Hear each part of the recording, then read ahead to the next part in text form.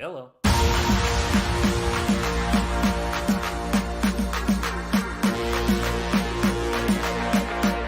Ladies and gentlemen, turn your speakers up. It's time for the On the Mark Wrestling Podcast. Turn up the bass. A podcast discussing all things AEW and WWE. Oh yeah! Let's meet the hosts. First, a man hailing from the hub city in Indiana. He goes by @2SweetKyle on Twitter. The host, Kyle Gagliardi. And your co-host, hailing from the valley of Lake Tahoe. He goes by @JimTuck89 on Twitter. Jim Tucker. And last but not least, hailing from the cornfield somewhere in Indiana, the full-time part-timer, Ian Garavaglia.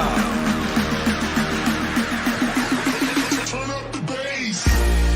Be sure to follow us on Twitter, TikTok, and Instagram @PodOnTheMark.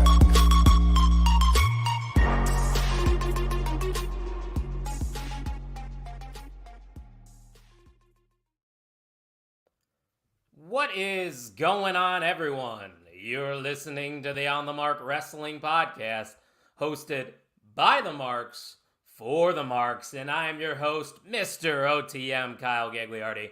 And my co-host this evening is my good friend, Ian Garavaglia. Ian, what's up, dog? What's up, dog? Came back on. I'm not going to lie, came straight from work and ran downstairs, was praying that nothing would go wrong, and hey, something went wrong with my mic, so I had to restart the computer. Sorry for being a few minutes late, but we're here. I'm still pumped up from WrestleMania, and I am very excited to talk about it today.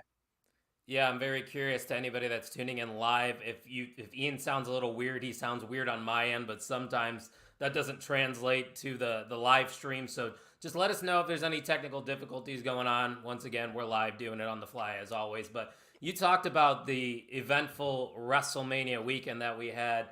It was a very fun weekend because, you know, it's not just about the WWE and the biggest show of them all, WrestleMania, because the independents are running shows. Everybody seems to get involved. Everybody makes the trip to Philadelphia. Good vibes everywhere. As you can see, I'm rocking my Miss Mania t-shirt right there. So shout out to Miss Kate. I know she killed it over there in Philadelphia. Miss Mania was running wild. But Ian, I have to say, and this is coming from one of the bigger marks that you ever will meet, I'm a little fatigued from wrestling. I gotta say, a little fatigued. I'm not, surprisingly. I'm like, I did have an inner monologue. We're going to talk about AEW today, a little bit about AEW today, along with WWE. A little bit. And that made me think about where I'm at. You know, I really had to self-reflect on my wrestling fandom. I'm way, way more interlocked with WWE. I'm starting to not care about AEW. Not for the fact that their product is awful. Like, I mean, it has its flaws, which have not been talked about. But WWE it's just commanded my attention. Like, simple as that. Yeah, they have the star power. They got the vets. You know, they've been around the block a time or two. And when Triple H, Paul Levesque is running the show, you know it's going to be entertaining, and we definitely had an entertaining weekend. But let's run to the chat after this wonderful WrestleMania weekend. The MVM Kind is in the house. He said, we are finally up and running. Yes, we are, Kind. What is up, my dogs? After the greatest WrestleMania weekend of all time. Cage My IQ, he's in the house. He said, it's a new era, baby. Yeah, they made sure to tell you that a lot on commentary, not only on Monday Night Raw, but on WrestleMania. Dirk Vogus is in the house. He made it on Wednesday. Usually we're live on Thursday. So, Ian, I'm glad he found us. Maybe Ryan told him that we were live tonight. Most definitely. It's good to see you, Dirk. My mother even stopping by saying hello. Hello, Mom. Maybe Ryan's watching as well. Big weekend in the Gagliardi household, as you know, Ian. It was Ryan's birthday this Sunday.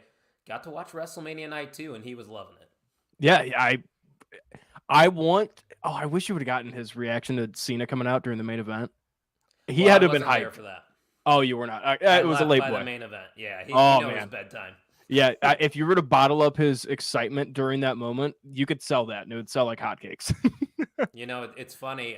Scott from the Main Event Wrestling Network, who reviews stuff on YouTube for us, he actually reached out for a collaboration video, and he was asking everybody why they love wrestling and what got them into wrestling. And I got to tell him that story about how Ryan was watching and all that. People that have seen and listened to OTM know the story, but yeah, it's pretty cool that I got to spend that moment with him. But Dirk is confirming that he did not, believe it or not, he found out on his own. Wow. Hey, hell of a job. Hell of a job, Dirk. Putting in the work. Love to see it. I know Dirk is on the verge of retirement, so yes, happy early retirement to you, Dirk. And now you get to watch us every single week even more. So no excuses now. No excuses. That's right. No excuses. If it's anything like my dad, I'm sure he'll find stuff too. But, yeah, before we get into everything that happened, because there is a lot that went down, don't forget to check out our merch site at the onthemarkwrestlingpodcast.com. All proceeds from our merch site go directly to the production of this show. So, hey, maybe we can get some better internet. Yeah, that would be fantastic. Yeah, maybe just reliable, just everything reliable. Nothing goes wrong ever. That'd be awesome. Yeah, but hey, this is what $25 a month gets you, people. And also a bunch of great content this past week at the Main Event Wrestling Network. Ian, if they wanted to follow us on the socials, where would they do so? They could go at mainevent_net. The best way to follow us, if you are on Twitter or X, that would be the best way of doing so. We are well, I'm not going to say we, because that is that our intern does all the work for us. Yeah. Retweets all of the content that are content aficionados. I don't. We got to come up with some name for all the family members that we have. It's just the Main Event Mafia, baby. I know it's already been used. Oh, but... true. True. Yeah, but constantly retweets, posting, and letting everybody know what's going on within the network. So follow us there on Twitter. So if you can't get enough of this wrestling coverage, don't worry. We got plenty of content creators over at the Main Event Wrestling Network. We actually did a couple main event mixers this weekend. Unfortunately, you weren't able to join us on Sunday, but on Sunday we did talk about Mania Night 1. So probably not going to discuss much from Night 1. Maybe we'll touch on a thing or two because, like I said, a lot happened this weekend. But the OTM PLE champion, the new PLE champion, Ryan Vogus, is in the house. The house always wins. Shout out to Vogus for winning at the biggest stage of them all. I don't know how many losses he had, but I would assume it was probably like 2 or 3 because I think I only had 3. I honestly don't know. I lost track because when I filled it out, it was before we did the podcast, and my ideas were completely changed while doing the podcast. So I don't know. I have no clue where I was at. We don't know. Only Tuck knows, but it was nice to see Tuck on that main event mixer as well. So at mainevent_net, if you haven't got your Tucky fix, you can go ahead and do so as we recapped WrestleMania Night 1. And speaking of Night 1, Kine said the main event on Sunday, or not Night 1, Night 2. The main event on Sunday had me shaking, man. That 5 minutes nearly gave me a heart attack. Felt bad for my neighbors as it was early, 4 a.m. in the UK. 4 a.m., that's a trooper right there, Ian.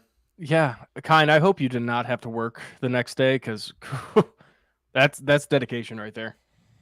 That is some dedication. So shout out to our friends from across the pond. I know it's difficult, but you guys always make it happen. You are marks just like us. And yes, we are here to talk about WrestleMania and a little bit about the Raw after WrestleMania, but something that's going to be happening here within the next 50 minutes. We are 50 minutes away from AEW Dynamite. I think that is really taking headlines right now on the internet is AEW releasing the tapes or releasing the footage, whatever you want to call it, of the brawl at All In involving CM Punk. This obviously coming after Punk's interview with Ariel Helwani, which I got to check out and I thought it was fantastic. But it seems like AEW as a whole is a little triggered by the response, this being a rebuttal of sorts.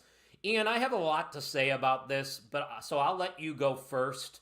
As someone that has gone on the record numerous times saying I'm an AEW guy first, how do you feel about AEW going through with this segment tonight? I smell something. I don't think it's going to be as straightforward as they're saying. I think this is the realistic part of me wants to say it's going to be something stupid like a Young Bucks backstage segment, like I don't know, like drinking a beer or something before their match, and then it's just like some type of stupid video like that, and that's going to be their after All In fiasco. I don't see this having anything to do with CM Punk at all. There is going to be something fishy about it and fun about it, and try to draw more heat to the Young Bucks. I mean, I don't understand. Punk literally had talked about how there was a non-disclosure agreement about the situation. So, I mean, that was just a week ago. Maybe that got dropped, and CM Punk could technically say anything he wanted to right now. Yeah. I mean, I guess that will be the answer that gets, or a question that'll get answered tonight, but I don't see anything to do with CM Punk. I genuinely don't. I see a lot of people up in arms about it. I mean, I'm not that mad about it. I kind of see where they're coming from, but at the same time, it goes back to things that we have said in the past on this show, Ian. It's just stay in your lane. Don't focus on what others are doing. Just try to improve your product. I kind of agree with you, though. I don't think we're going to get all of it. There's going to be some weird stuff added to this tape that they have. Maybe they don't show Punk. But if this is centered around CM Punk, you are genuinely creating a storyline for somebody that is on a completely other roster. Your competition, to me, this is petty. This is dumb. This is fickle. And it doesn't need to happen. How does this fit into the build to dynasty? I want to ask you that. It doesn't. To be straight up, obviously. It's definitely Tony Khan saying, "Oh yeah, you could go on an interview and say these things about my company." This is trying to draw. I genuinely think this is just trying to get. It's a cheap way of trying to get people to watch their product, and I think it'll open the show with this segment or whatever it is. Then it's gone. Is this going to keep bringing people back though? Say you pop a rating No, tonight. no, I don't think. no. Yeah. Then what's the point? Exactly. No, there is no point. This is Tony Khan trying to play his cards, saying, let's draw as many viewers as we can today. We could pop the ratings a little bit. Maybe I could talk about it on Twitter.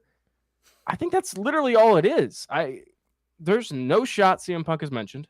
And like you said it's drawing attention to other people's competition. I think that's beyond the scope right now. I don't even think we should care about that. WWE is far beyond AEW right now. It's not competition. This is a way for AEW to leech on to CM Punk and what he's brought, and basically the dirty laundry that CM Punk has aired. I went on record and I said I wasn't a huge fan of CM Punk just laying everything out as much as he could on that podcast. Doesn't mean that I think AEW was in the right or the Young Bucks or Tony Khan was in the right. I hate all of it.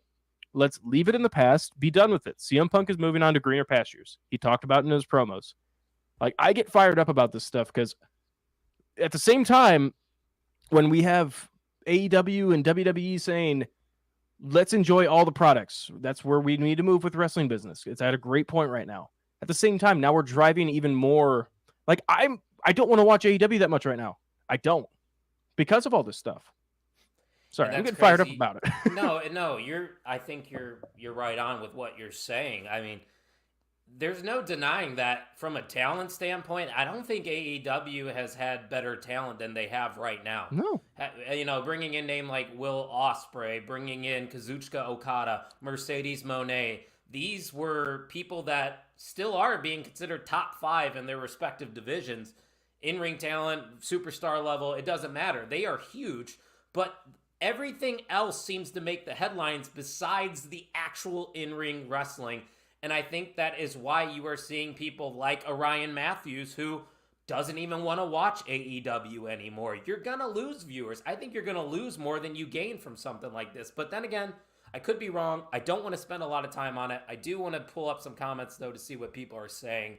Andrew Hernandez said, just another way to reintroduce Perry. It seems like, and maybe advancing the FTR program. I'd be shocked if they do show the real footage. What do you think about Andrew's comment? I don't think Jack Perry should show his face in AEW anymore. Anytime he is brought up on TV, and I like Jack Perry. I like what he was started to do near the end of his, I guess, tenure in AEW. Now he's in New Japan. Cool. Go do your thing over there. You fucked up. You're a child that fought CM Punk about stupid things. About stuff he was trying to protect Jack Perry from with real glass. And I love how Dijak and Grayson Waller are making their comments on X. I mean, you might as well have a rebuttal if they're going to turn it into a storyline. I think it's all fair game. Kind says it's cheap views because AEW stinks and he knows it. I don't agree with that. I don't think AEW stinks. Yeah. So he's just trying to play petty and drop a tape. Yet WWE is in a new era and does not care for AEW and what they're doing. I think a little bit WWE cares or at least pays attention and monitors AEW. They've said it so many times. The amount of times I've heard a WWE wrestler, when they reference AEW, they always say, I love that AEW is a thing.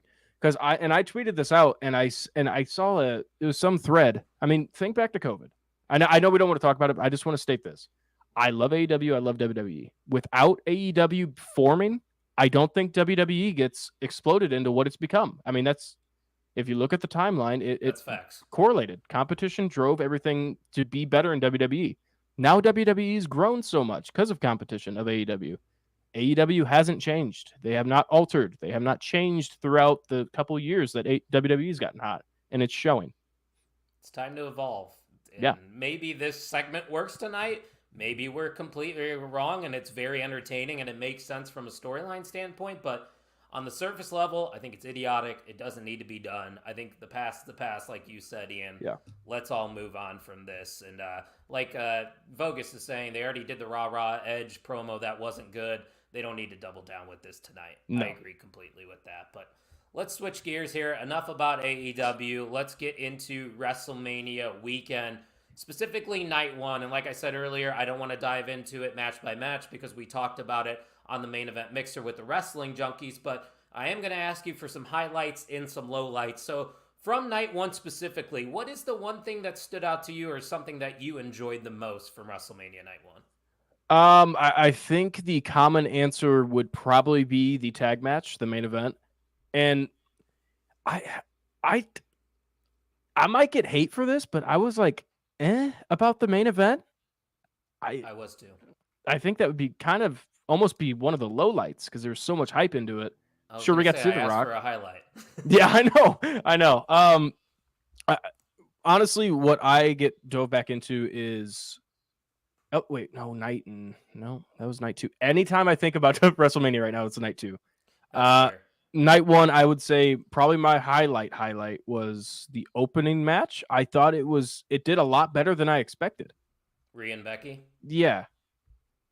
Yeah, I thought they set the tone. They definitely did. I mean, you want to start hot there, but I don't know if you saw the news that Becky was sick too. It was basically she had the flu while doing this match, so kudos to her. Mommy's on top. I think we're not surprised with that, but yeah, that was definitely one of the highlights for me. But I definitely think the major highlight and the best match of the night was Sami Zayn dethroning Gunther. I mean, we were at the edge of our seat over here. It was me, you, and Jeremy Tillema. We all had Gunther retaining in this match, but it goes to show you, Ian, when you have a storyline and it makes that much sense and you get people to buy in organically to Sami Zayn, that having him win probably was the right decision there. Yeah, my only issue, and I guess we could talk about it later, is how many title changes there were. I mean, I guess it's not an issue necessarily because obviously we don't know how it's going to work, and there's so many historic reigns coming into this WrestleMania. But yeah, like you said, they played this match perfectly, absolutely perfectly. The one of the best parts about that match was not even in the match. It was opening up with Sami Zayn's legitimate family, and his wife was stage side, ringside. That it was cool. That was a cool moment, and I was emotionally invested into it. It was a perfect underdog story. Yeah, and you had Kevin Owens waiting for him in Gorilla as well right before he went out. Makes so much sense. The guys have so much history together, so it's nice to see them supporting one another. So yeah, Sami Zayn stole the show for me night one. Let's see what the comments section is saying about some of their highlights. First, a question from Cage My IQ. He said, did you see the Triple H take shots at Will Ospreay on Friday? He's referring to when he was on the Pat McAfee show. He never mentioned Will Ospreay or anybody by name. He just said he wants guys that are there for the grind.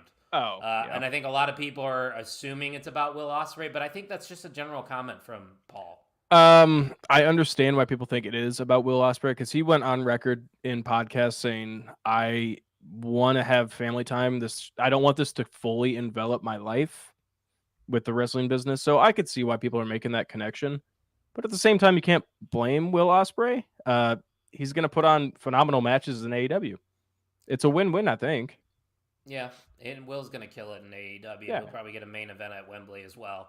Yeah. High point for Wrestling Bros was the ladder match. I enjoyed the ladder match. Now, there is a criticism that there might have been one too many teams, which it can get chaotic at times, but I think me and you both go into those styles of matches just expecting chaos. And the highlight, obviously, for me in that match, even though they didn't win, is Johnny Gargano hitting that DDT to Pete Dunne through the table on the outside.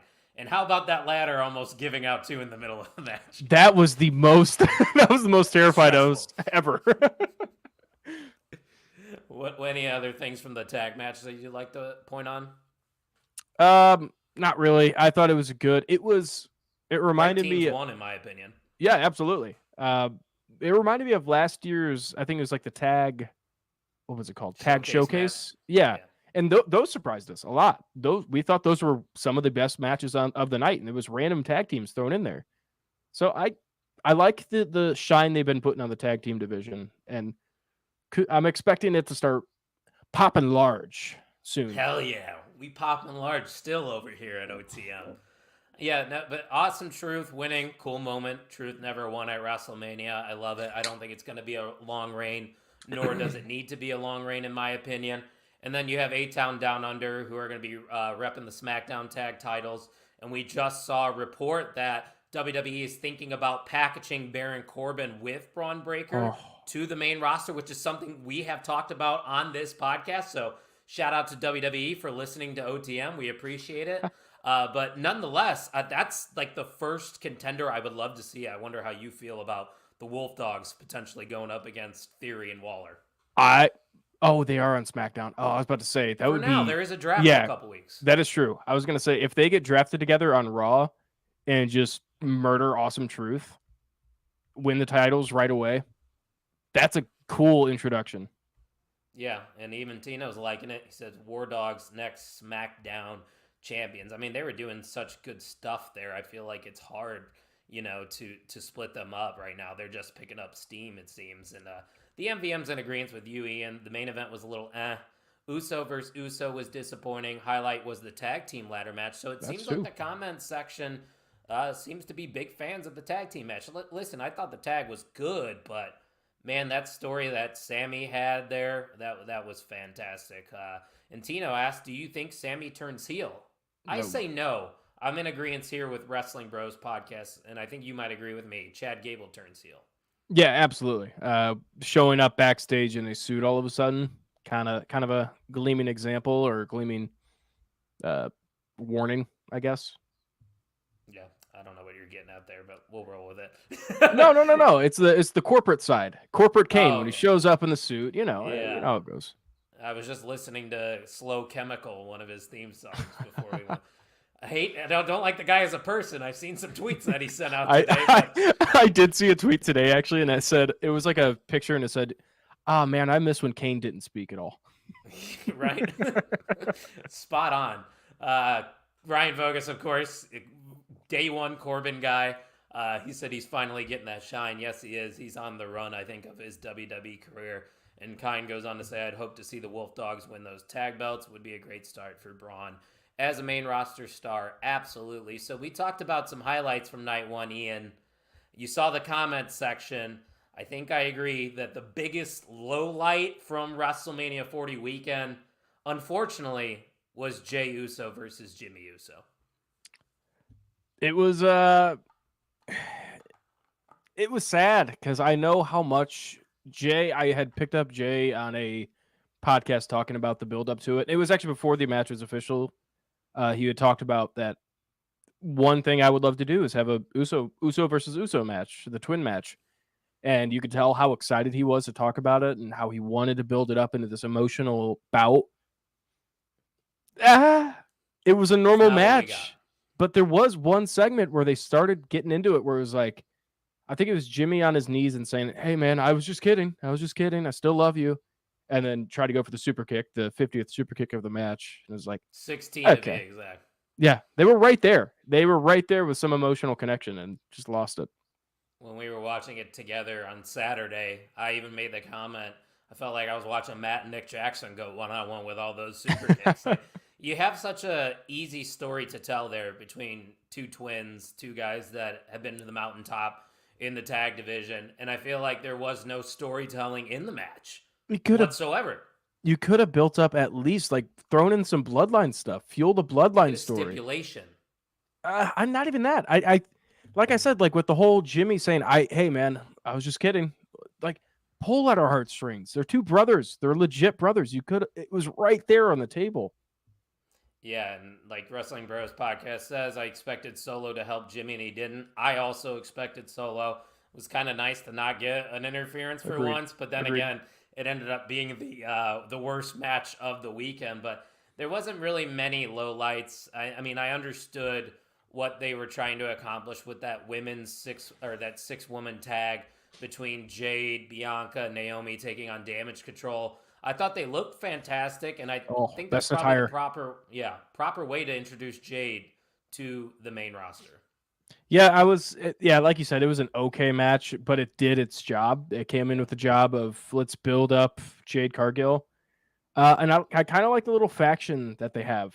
They're still single stars, but I forgot what they referred themselves to something, and it was some name. I don't remember what it was, but if that becomes a thing and that's like the face faction for the women's division, cool with that. I love that. Yeah, I'm here for it too. Bogus says their 22nd interaction Sunday night was better than their entire match Saturday. 100%. That Yeah. spear to the outside was awesome. I thought the same thing too right when I saw it. I like the X-Men themed attire by them. Yeah, they looked absolutely fantastic. They look like stars that they are. But just one question. One question. For Wrestling Bros podcast, please tell me what was Naomi's. Because I don't know the answer to it. I thought Naomi looked the best with the sombrero looking thing. Who was that themed after? Because just tell me in the comments. We'll move on, but I just want to know. That, by the way, Wrestling Bros podcast, I found out today, is Cage My IQ. So they're the same person. He just has different accounts there that he's commenting on. Once again, thanks for joining us live. I know he was there WrestleMania week, and hope you had a fantastic weekend. But I say we move on over to night 2. We're going to go match by match here because literally every match was awesome. We had a great time watching night 2. It flowed so well. Let's go to the first match, though, for the World Heavyweight title, as Drew McIntyre did what he said he was going to do and defeated Seth Rollins for that title in what was a more competitive matchup than I initially expected it to be, knowing what happened night 1 with Seth Rollins. But nonetheless, the match itself, Ian, let's talk about the match itself. I thought it was really good. I mean, the chemistry between these two is fantastic. And it started with a finisher. It started with the Claymore. Remember when we would complain about the Goldberg matches? Sorry, Bogus. When we complained about the Goldberg matches, when it was just spear or jackhammer, leave kind of thing, the mentality, they were going shot for shot. There's curb stomps everywhere. There's Claymores everywhere, but it worked. Everyone was invested because that title was built up so well. And the thing was, too, about the match, Punk, I mean, he talked, he commentated, but he was pretty straightforward. He didn't get into anything. He just kind of talked crap about Drew when he walked by, which was pretty funny. Drew didn't retaliate, obviously, until after the match, but I thought it was very, very entertaining because at one point I was like, oh my God, Seth might actually win this. But that was about 5% maximum. Yeah. And Kyne's comment is what I was going to bring up right when I saw that finisher to start the match. It took me back to Sheamus versus Daniel Bryan, WrestleMania 28, where Sheamus just hit Daniel Bryan with one bro kick, and he was the new champion. I thought there was a good chance we were going to see that. I think we even discussed it, how he could have just squashed Seth, and we would have been okay with it. But I like this a lot better because the match itself was so good. And also, if you just like squash Seth in that match, what happens with the main event? Does he come out in a wheelchair? Like Adam Cole? Yeah. Too soon? Oh. I love Adam Cole, by the way. That wasn't a shot. Don't take it as a shot. But yeah, the thing that really is, being talked about the most, obviously, is what happened after the match. And the storytelling here is fantastic once again because Drew consistently was telling Seth, you got to focus on me. Don't worry about the bloodline. You don't even care about this title. But at the same time, it seemed like Drew McIntyre was way too focused on CM Punk, took his eyes off the prize, and an opportunity arose as CM Punk took that arm brace off, attacked Drew McIntyre, music hits, Damian Priest comes out, cashes in that bitch. 1, 2, 3. We have a new World Heavyweight Champion. Drew McIntyre's reign lasted 5 minutes. And honestly, even though a lot of people were predicting a cash-in here, this still surprised me because I thought the way they set it up was fantastic, Ian. Yeah, they dragged all the attention to CM Punk. And which, how can you not with him on commentary? I kind of could tell that the spot was going to happen where he got somewhat physical. During the pre-show, he did not have the arm brace on when he was at the table. And then all of a sudden he gets to the arena, walks into the arena, arm brace on. I'm like, that's weird. That's a little strange. But I thought they played it off perfectly. Like you said, I didn't even think about the whole Drew was more focused on CM Punk during the match, and that how he was telling Seth to not be so focused on the bloodline. And it worked perfectly. I am skeptical, very skeptical about Damian Priest with that title, though. That's fair. Because as of late on TV, he hasn't looked the strongest. But new theme, Rhea still got that title. Apparently the Judgment Day is still a cohesive unit. I think we got to give it a chance at least. Oh, yeah, absolutely. What do they call them? The Terror Twins? Terror Twins? Is that what Damian Priest said? I think so. I'm not Something 100% like that. sure. Like I said, a lot of wrestling this weekend. So Oh, yeah. My brain's jostled. Guy says that cash-in was so good, Drew rubbing it in Punk's face, then Punk stole Drew's moment, like Drew stole Punk's. I called the end exactly. Love the pop that Priest got. Shows the Money in the Bank isn't dead. And like Vogus said, mega pop for the mid-match tweet. Oh, yeah. Drew McIntyre's a savage, man. And then he just, after the match too, he quote tweeted the initial tweet mid-match, and he just said, fuck. Just fuck. Well, the actual family, it was kind of funny because Drew's actual family stood outside of the arena after the show, and they took a picture of them all flipping off the arena, and it was like straight up like fuck this place, fuck that event. It was a work, but at first no one even like comprehended that it was Drew's family. So every single comment was like just now realizing this is Drew's actual brother tweeting this. And I thought it was hilarious. Just connect the dots, people. It's not that hard. A couple clicks and you can find out that they are related for sure. And Wrestling Bros said, I'm not sure what Naomi was. Sorry, I forgot to hit enter. I just knew Bianca was Cyclops and Jade was Storm. So there you go. Ryan Matthews wanted to stop by and say hi, although I'm exhausted after work. Hope y'all are having a great show. I'll be back next week for that NBN title. You know what, Ryan? You say that. I was about to say. You still haven't done it. You say every week you're going to show up, but where's Ryan Matthews, Ian? Excuses. Where's Veer? Send Matthews. I don't have. Send Matthews. Seth re-injured his leg during that match. Did he? I don't know if that's accurate. I didn't see that. I think he was just selling it. I mean, I don't know.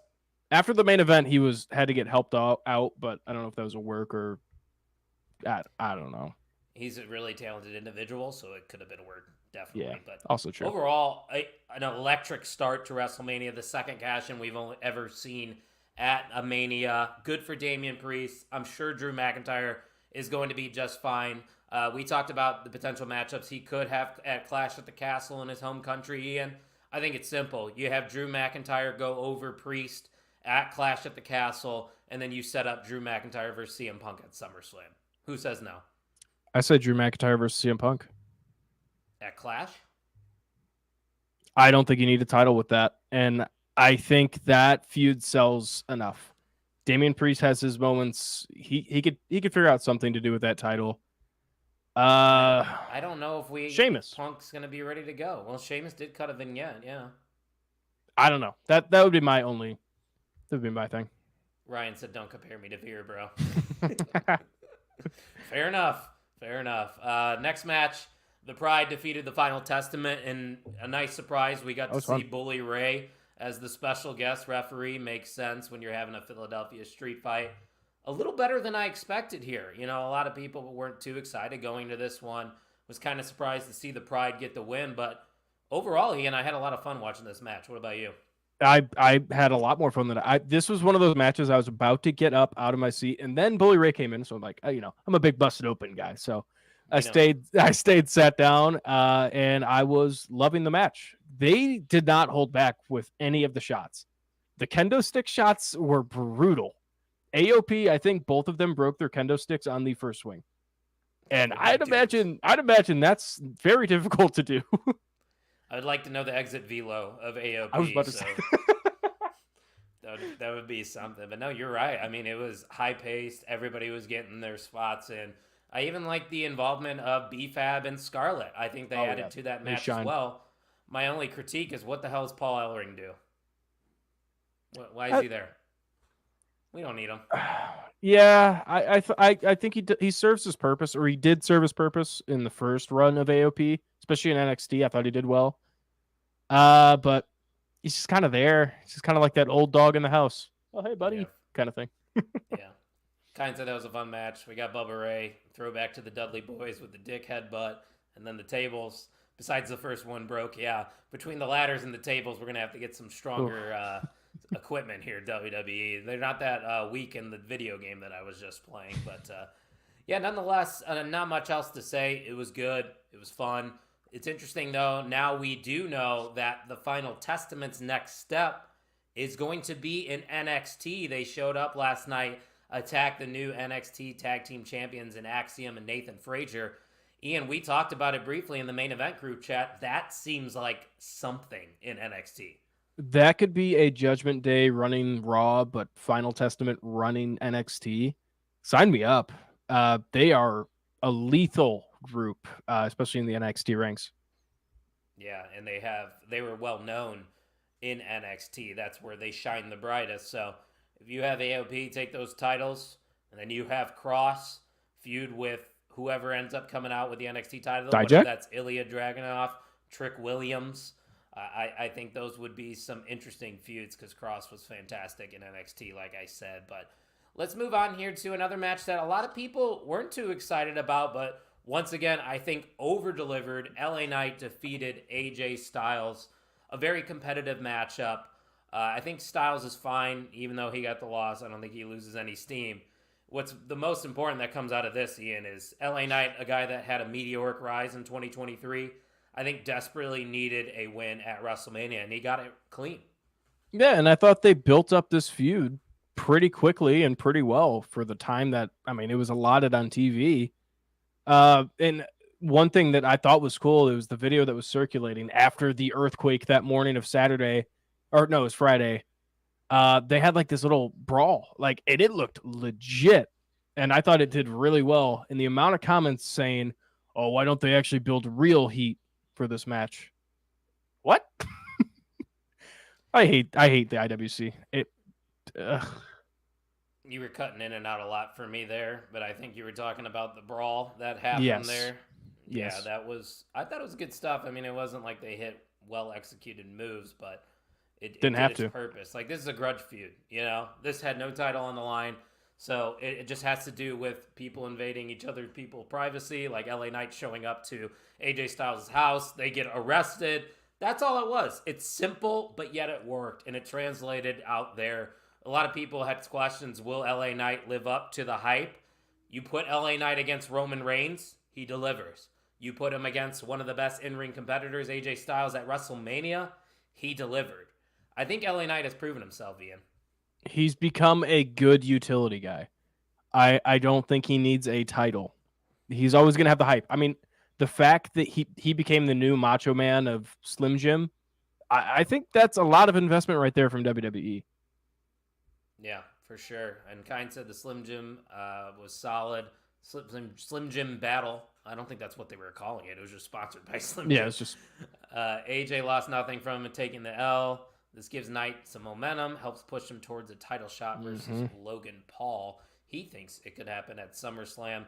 Wrestling Bros liked the interview from Cross after the match. He said, might have deserved what he got, but he's going to love watching Bobby get outshined by Montez. So basically planting those seeds for what Wrestling Bro says, Bobby potentially turning on Montez. Personally, I don't think that's something I'd like to see. I think you keep going. They tried the heel stuff with, Mm-hmm. the Street Profits, and it just didn't work. No, yeah, Bobby is at that stage of his career where he is a legend.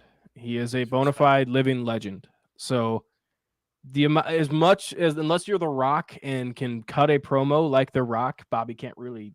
He could talk, but his voice doesn't match his body, so he's always going to be cheered for. He just seems like a good dude. And same with Street Profits too. That entire group just cannot turn heel. I can't find them being legitimate heels. I mean, listen, they could do that. They might do that, but I don't want them to do that. I don't think we need it. But then again, who knows? I'm just some mark that talks about wrestling every week. I'm not the one that gets the script every single week to write. Ooh. So, what? Thought Carmelo Hayes with the Street Profits or with Bobby. Yes, 100%.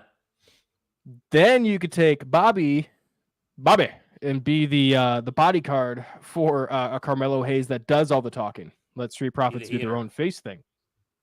Yeah, I'm in for that. That's something. Bobby and Carmelo, and then the Street Profits on their own. Yeah. Now that the tag titles are split up too, you can have the Street Profits going for the titles once again. And I think everybody would be for it. But I would be selfish if I wasn't gonna reiterate the point that I would love to see a Montez Ford singles run. But yeah. I just don't know when we're gonna get it. Man. I think there's time. There is. He's relatively young, isn't he? 30s. How old is Montez Ford? I guess 31. 33. See, he's got time. Yeah, he's got time. He'll be good. So we'll keep waiting on that singles push there for Montez. But let's move on over to the United States Championship match, which was a very, very good one between Kevin Owens, Randy Orton, and Logan Paul. I love the dynamic between Kevin Owens and Randy Orton throughout this match. I think that's what elevated it to the next level. Even on SmackDown, when Kevin Owens started to take the golf cart over to Logan Paul, who was hanging out at Lincoln Financial Field, and then come to find out it was all a setup for him to eventually attack him. All that build was great.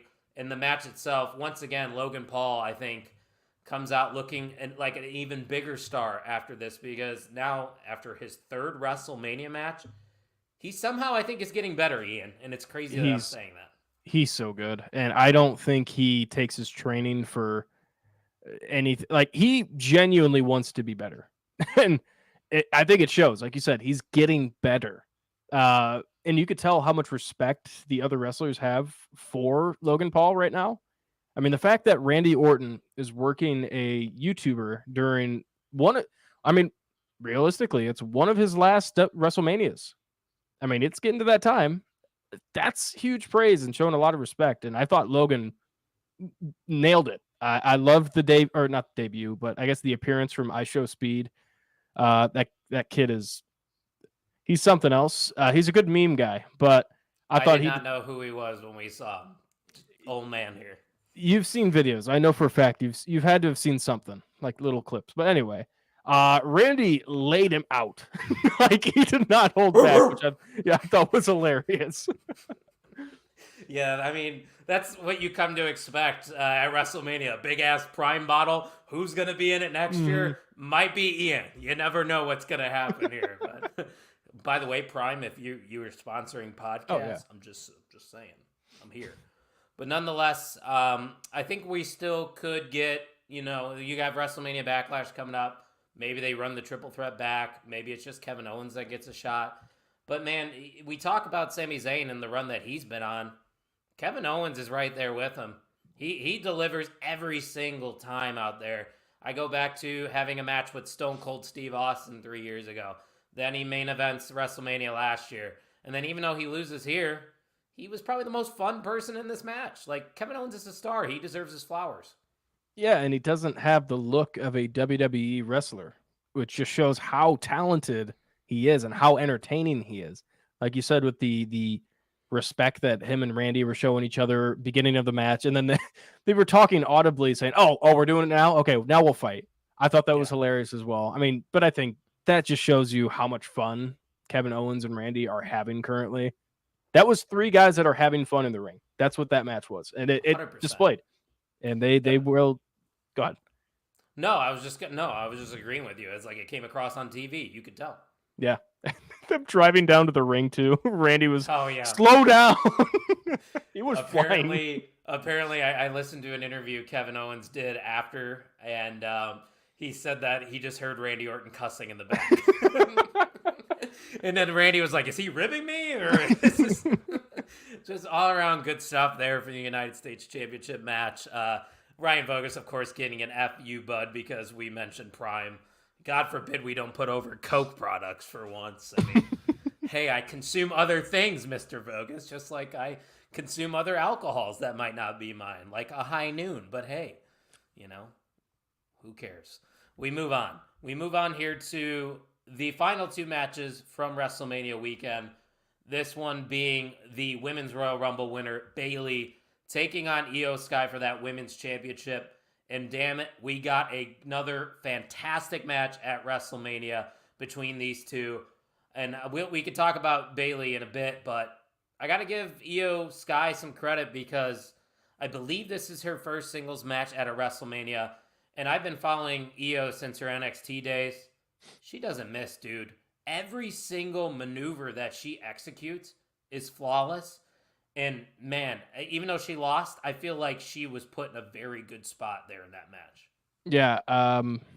This is what, I mean, there were parts of this match where it was like the emotional, they were friends before this match and you could tell they're friends outside of everything. But this is what the Usos should have done. This was a taste of what the Usos should have done with the whole I'm still your friend thing. And then Bayley just disregarding anything that Io had said in the ring, which I thought was hilarious. And this felt huge. This was one of those matches that delivered way beyond what I expected. It reminded us that Bayley is insanely good. And it showed us that Io is insanely good. Yeah, this is one of my matches that I genuinely wasn't really looking forward to necessarily. I mean, they didn't even give him the time of day. After the Rumble, we kind of forgot that Bayley even won the Rumble for a little while there. So I thought they delivered for what they had going into it. Yeah, and this was definitely a moment made for Bayley. I think we all kind of assumed she was going to be the Rumble favorite. She ends up winning there, and we all pretty much were guessing that she was going to win at WrestleMania. Yes, it might have been a little predictable, but sometimes predictable is good. We've talked about that before. And Bayley being able to get a singles moment by herself, because for the majority of her career, she's being compared to Sasha Banks, being compared to Charlotte Flair and Becky Lynch. And I think they're all equals, man. They're all fantastic. They paved the way for women's wrestling. And for her to finally get it here at WrestleMania 40, even though her new theme song is absolutely terrible. Awful. Fantastic match, Ian. But man, what are we doing with these theme songs? I wasn't fully expecting the whole OG Bayley to come back, but just the song. Oh, that would have been fantastic. I thought it would have been a perfect moment. Yeah, just get the Bayley buddies out there for a little bit. A little bit. I don't know why little I said little bit. I was looking at it. To be fair, I was looking at a text message. Don't look at text messages while you're doing a podcast. Then you're going to butcher a word. Let's get to the main event. And what a main event was. I don't think I'm overstating it when I say it was one of the greatest WrestleMania matches we have ever seen. And I'm not talking just because of all the run-ins that we got, the Avengers situation at the end that we alluded to in the past. Literally, the flow of this match was perfect. I think they led up to these big moments perfectly. We really didn't get any involvement from the Bloodline until Jimmy Uso came out about halfway through the match, which was surprising to me. I thought we would have seen it sooner. But, Ian, there's a lot to dive into because obviously you have John Cena, you have the Shield's music hitting, which I think I speak for a few people. I thought for a split second, oh my gosh, that meant Moxley was coming. I can't be alone on that, right? I was jumping. I legitimately was up and shocked. I was so, especially when they're panning to the crowd. It felt like the AEW debut of Moxley for a second there. I'm like, yeah, no shot. But no. That would have been the real Forbidden Door opening. And, Oh, that was What incredible. could have been, but instead we got Seth Rollins in Shield gear. That ends up being a big part of the finish, as we now know. But we did speculate the name Stone Cold Steve Austin, with his history with The Rock. So when The Rock came out, had that stare down with John Cena, a little callback there as well, which was chef's kiss. I thought we were going to get the glass shattering after that. But instead, an even more surprising thing happened. The gong hits, the lights go out, Undertaker standing in that ring confronting The Rock, hits him with a choke slam. Talk about a WrestleMania moment, Ian. I haven't been that genuinely surprised in a decade from wrestling. That was awesome. It was awesome. And I'm going to get a ton of hate for what I'm going to say.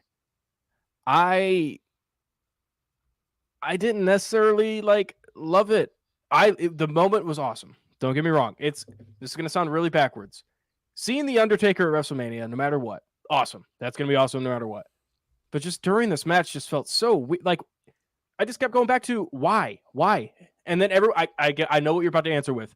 Well, he's Mr. WrestleMania. He is the true final boss of WrestleMania. Okay, but why with this match? What ties does he have to Cody? Go ahead, please. He has ties to the Samoan dynasty. He has been fighting Rock's family members his entire life. Rikishi, Umaga. He has history with everybody. He's been in the business for the past 30 years. He has beef with the Rock's family. It makes sense. The Undertaker is a good guy. He wants the good guy to win. The only way you're going to defeat the Bloodline is pulling out all the stars. And if you're not going to get Stone Cold Steve Austin, I think The Undertaker was a perfect plan B. That's my rebuttal to you. Take that with what you Still not sold. I don't blame you, anybody, for loving Undertaker showing up or John Cena showing up. I don't blame you at all. I get the whole mesmerization of the end game Avengers. How do I forget the biggest point? He has ties to Roman. Roman Reigns beat The Undertaker at WrestleMania. There's your ties. Still not convinced? Again, no, that's the thing. It's I'm not sold on the whole, well, in WrestleMania 19, they had a match, and that was one of the greatest matches of all time. Okay, what does that have to do with Cody? I didn't see this as this will be the greatest WrestleMania main event. I saw this as this is going to be a monumental moment for Cody. That's just my point of view. I don't want to get shot for it. I'm stating it because I'm on a podcast, damn it. Yeah, I guess you're entitled to your opinion, even if I think it's wrong. But then again, opinions are opinions, are not facts. So condescending. But yeah, the ending of this match I thought was beautiful. It came down to Roman Reigns in the ring with Seth Rollins beaten up, trying to get to his feet. Cody Rhodes is on the other side, and he has to decide who is getting this chair shot. But he can't get the thought out of Seth turning on him 10 years ago when they broke up the Shield. He hits Seth Rollins. It ends up costing him the match. We get the 3 crossroads afterwards. 1, 2, 3. And new undisputed champion, Cody fucking Rhodes. He finishes the story. Feel good moment. Everybody comes to the ring afterwards. I haven't been on a roller coaster ride quite like that in a long time. I don't think you could have done it better. For me, it's an A+. It's my favorite match of the year. Give me your thoughts on the match itself. I will leave what I said already out of it. I thought leading up to it Roman did his normal stuff of demising his opponent, which he does perfect. He does amazingly. And you kind of fed into the idea that Cody's already tired. I could dominate this entire match and I will walk around him. And the first thing I noticed, and I know a lot of people noticed, was how much time they had going into this match, which was an hour technically. Yeah. And I think the pay-per-view did end 15 minutes early. I want to say it ended at the 45-minute mark of the hour, which was weird to me, but I liked it. It made it unpredictable. And I love the ending. I love the celebration to everything. That is when I would have been okay with the Undertaker making a surprise entrance and walking down to the ring as a celebration. What would be the point of that? What's the point of him showing up in the ring? I already told you. To assist Cody Rhodes and defend the honor of the good guy. I don't want my wrestling matches to feel like Rick and Morty episodes where I have to go do some calculus on my calculator to do tiebacks. You just don't want to think. You're not a critical thinker. You're a surface level thinker. You're an AEW shill. Oh my god. Move on. I'm Just saying. Kind. Few people didn't understand why Seth wore the gear, said it was pointless. It was to prove this whole time that Seth was always in Roman's head, and Roman wasn't over the betrayal. It costed Reigns the belt, and that is the biggest takeaway from the finish of the match. And Tino goes on. He's in agreement with Kind there. Kind goes on to say it was an amazing ending, his family being in the ring. Then Cody calling out Bruce Pritchard, Triple H to get out there because he's the reason that they came back to the WWE. I just thought it was a very great main event, a very good night two. Let me ask you this. If you were to have to give each night a grade and then give me a final grade for the whole entire show, what would it be? Night one, probably in that C to C plus range. It was solid. Like, it wasn't anything extraordinary. I'll say B minus because I don't think there's anything bad. I don't think there's anything bad necessarily. It was another WrestleMania night. That's what it felt like. Solid. The Gunther and Sami Zayn match did carry a lot. Night two, that's an A plus. 100%. I mean, it was Sheamus. I wish Sheamus was on commentary because it was banger after banger after banger. Ended on a high note. Obviously, story ended. Boom. There's not a lot of explanation needed for the entire weekend. I mean, that night too, they flowed the night or the weekend completely perfectly, and it left me on a high note. So I'm gonna say a high A minus. It'd be like a 93%. Just on the cusp of being an A. Maybe if you get some extra credit, you would get that A. Yes, absolutely. I agree with you on night one. I'm gonna go B minus, closer to a B, probably like an 83. Like you said, there really was no bad match. Actually, there was one bad match. I'm going to say it. Sorry, the Usos match was bad. Let's be real. I wouldn't say it's a bad match. It's a bad WrestleMania match. Let's say it that way. Yeah, I think you could say it that way as well. But yeah, night two, A plus. Every match doesn't need to be a 5-star match for me to sit here and say it was an A plus. It's just so happened to be that every single match that happened on WrestleMania night two either lived up to expectations or exceeded expectations. And that's what we got. And like we said, it flowed so well. It was such an easy watch. From top to bottom, I enjoyed it thoroughly. And overall, it's an A.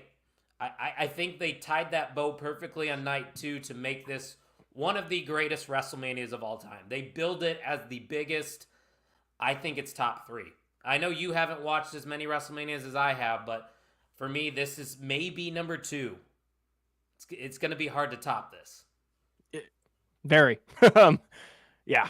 I mean, there's not much more to add to it other than incredible. That will be one of those WrestleManias that will be remembered for forever. Forever!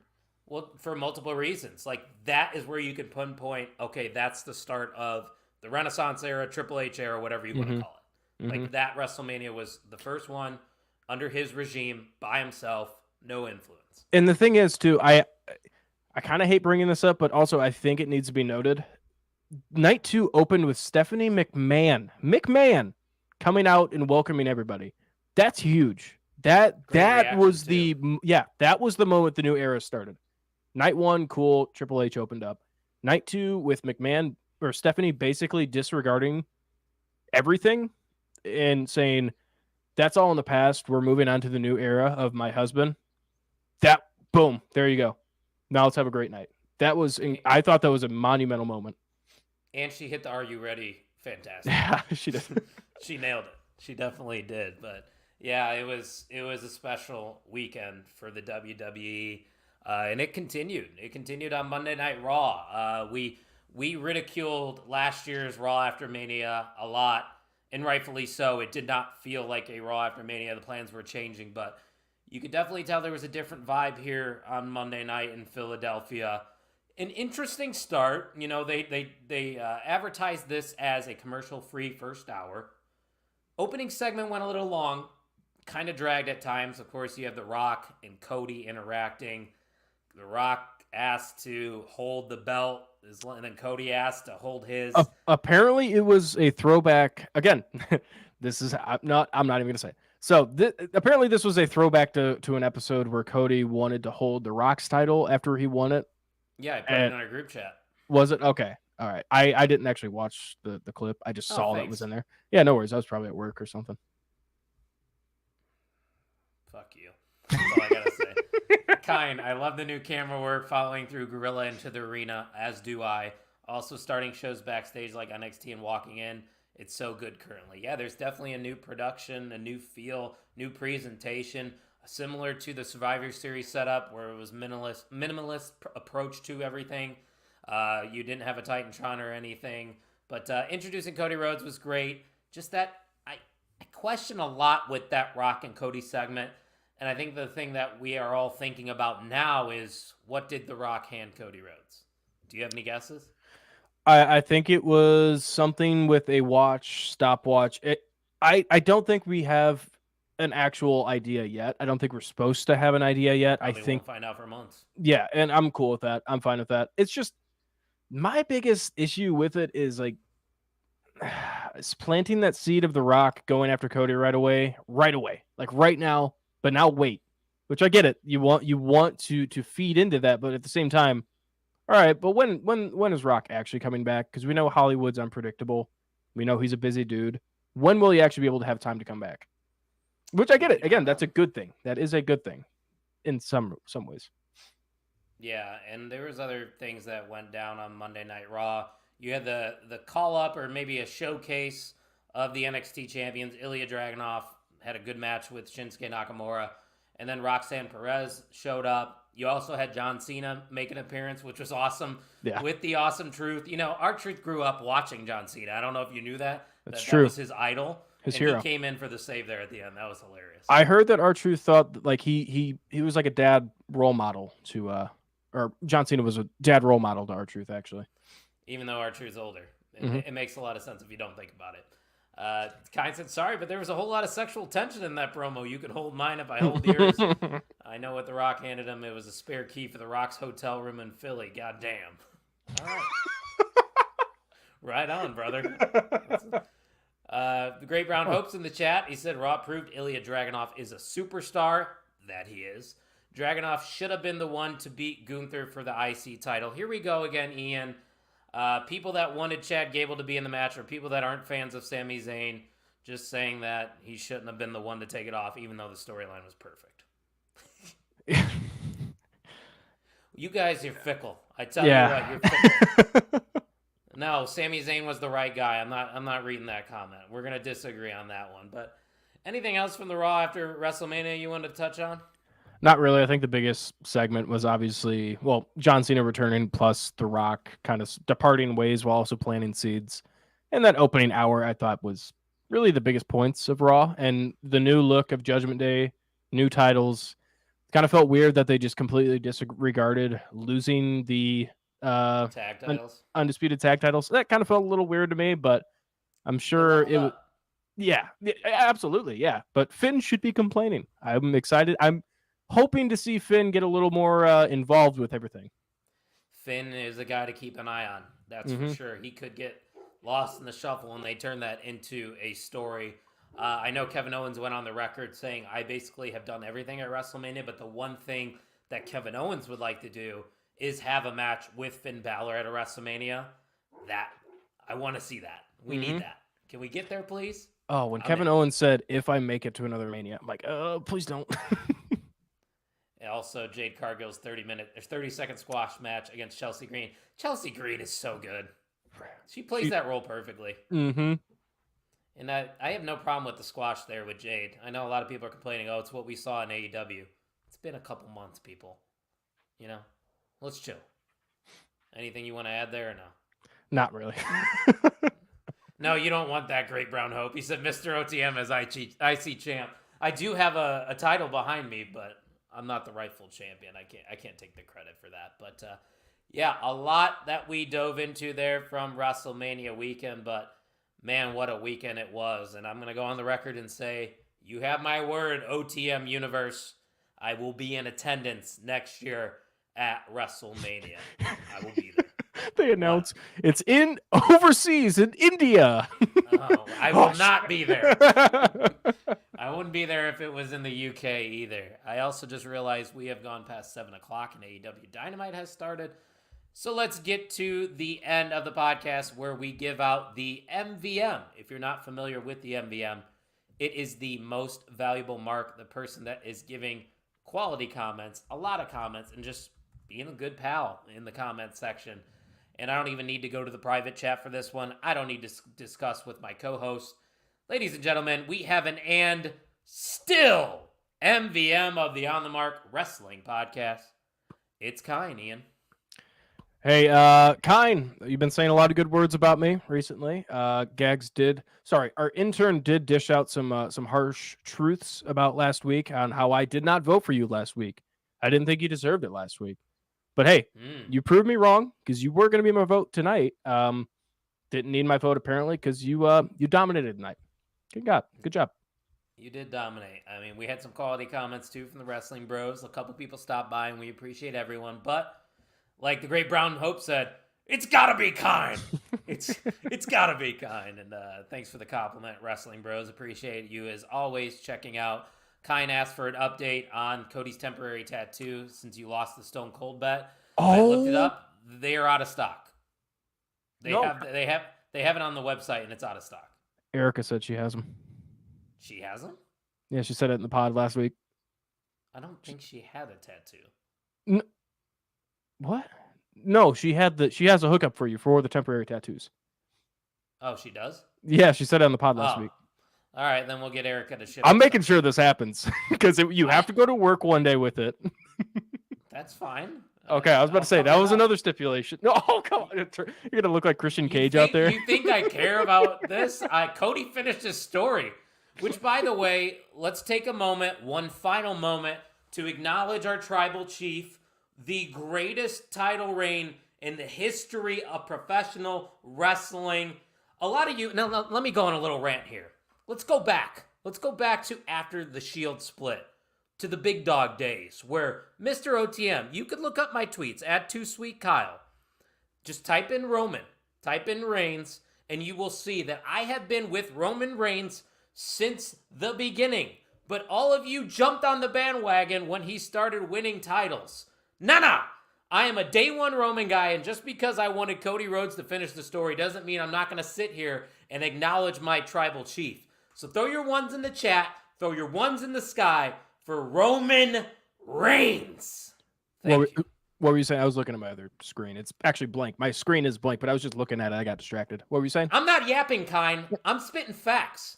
Because I'm better than you. I'm better than everybody else that is watching this podcast, and you know it. That's all I got to say. Man, I don't know why I went full heel there, Ian. I don't know. You're kind of a dick. Yeah, you are. Never mind. I was gonna say you are what you. Whoops, that wouldn't make sense. All right, let's wrap this thing up. Any final remarks, Mr. Ian, as we close out WrestleMania weekend? It's a new era. It's a new day. Yes, it is. I'm excited for what is to come. I have no idea what this new era entails, but we have so many new champions and a lot for Triple H to sink his teeth into. He's in full force. Like he knows exactly what's going on now. There's no loose ends that he has to tie up from the old eras. It's going to be fun. It's going to be really fun, man. As Jim Tucker would say, it is a great time to be a wrestling fan. Don't forget, you can support OTM, keep the lights on here at the show by going to the On the Mark Wrestling Podcast.com and checking out all the great merch that we have to offer. Don't forget to check out the Main Event Wrestling Network. You see the logo at the top right of your screen. Make sure you're following us on all socials at @mainevent_net. And thank you for listening to the On the Mark Wrestling Podcast.